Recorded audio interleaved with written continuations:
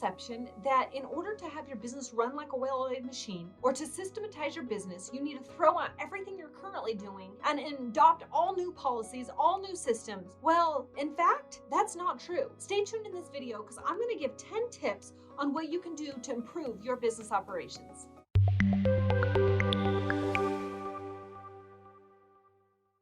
Most businesses have systems. Most businesses have a way of repeating success, or else you wouldn't be in business in the first place. However, these are 10 improvements that you can do to actually help your business run like a well-oiled machine and help you grow and scale with ease. Now, I'm Liz Chisholm, and I love helping business owners systematize their business. If you want help with any of these steps, just reach out to me using the links below, and I'd love to help you. Now let's get into the 10 tips. The first one is streamlining your processes. A lot of times as a business starts, we have a process and then we keep adding to it and adding to it and adding to it. And the problem is that at the end of the day, the process ends up becoming overly complicated and it doesn't actually get us to the results we want in the most efficient way possible. So when you actually go and look at all your processes and you start streamlining them, which a lot of times means eliminating certain tasks because they're no longer useful to your business, you can actually help improve your business operations. Number 2, improve communication. This is where you want to not only have communication between you and your team and have it be effective, but this doesn't just mean communicating with your team via Slack or email or your project management system, but this means communicating your processes so that everybody knows how to complete each step and each process in the most efficient way possible. Number 3, set clear goals. Now this should almost be number 1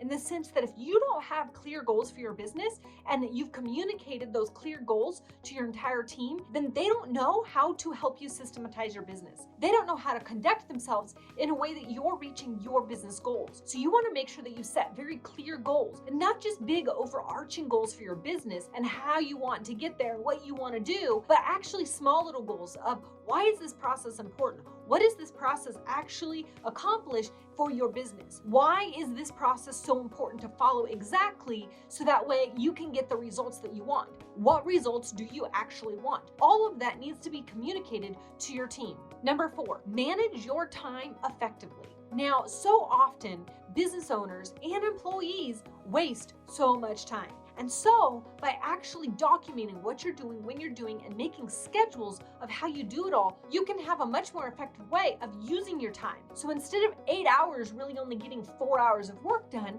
that 8 hours can actually move the business from point A to point B and actually help you get to where you want to go in your business and in your life. Number 5 is to train your team, train your staff, train your employees, train your VAs. Now, so often business owners go to masterminds and they go to trainings and they have coaches and then they have all this knowledge in their brain, but they don't know how to communicate it and they don't communicate it effectively to their team, or they just expect their team to read their minds all the time. So you want to make sure that in order to improve your business operations, you're actually training your team to think in an operations-minded fashion so that they know how to do systems without you. So everything's not just stuck in your head, but you're actually investing in them. And the more you invest in them through training, through conferences, through masterminds, then they will actually be a better asset to your business. Now, to go along with this is number 6, is to build a strong team. You don't want a team of people that don't care about your vision. You don't want a team of people that don't care about actually working together and collaborating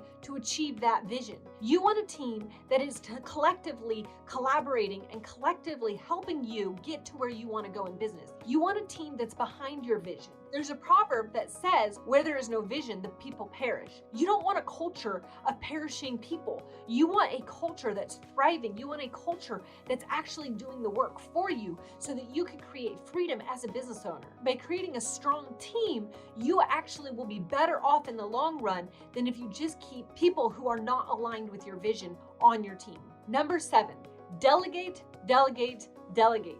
I mean, so many people say delegate, delegate, delegate, but it's like, what do you actually delegate? What do you actually do in order to delegate all those things? Well, that's where it goes back to step number 1, where you create streamlined processes, and then step number 2, where you actually communicate those processes. If you have those 2 things down, then it's much easier to actually delegate to your team and delegate to those who need to do it. The other thing to keep in mind about delegating is things that you don't want to do, that do not give you energy, that do not bring you joy. Those are things that you need to put on somebody else's plate, that it does bring them energy and it does give them joy. If you don't like to do 100 sales calls in a day, find somebody that thrives off of doing 100 sale calls in a day, and then you delegate that task to them. Then it's a win-win situation for all. I remember when I was taking a tour of Cutwater Spirits in San Diego, and the owner, Yusuf Cherney, was talking about how he didn't actually know how to run every single system and run every single machine inside his entire warehouse, because he hired people who are experts in those types of machines. He hired a team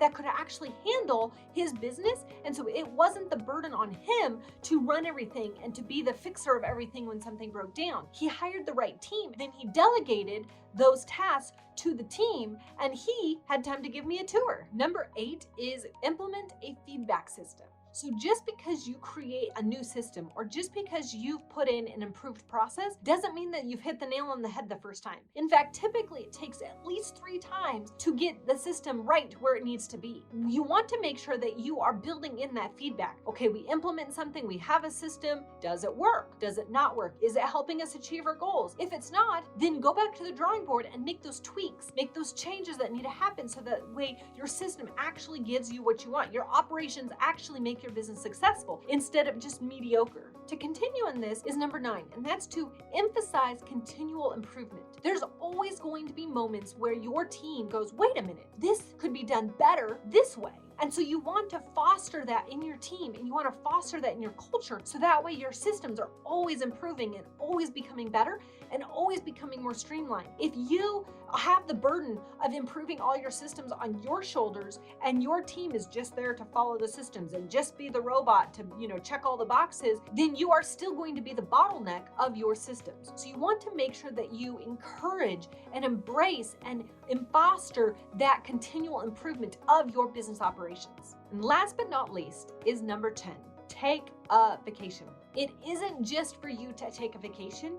It actually is the best way to improve your business operations. Here's the reason why. When you take a vacation, you actually test your systems and you test your operations to run without you. Then when you come back, you can see, hey, what worked, what didn't work, what system was great, what system needs improvement, and then go on another vacation. And you can constantly test your systems and test the way your business runs without you at the same time having a vacation. Don't forget to book that vacation, because it'll be the best thing that happens to your business operations.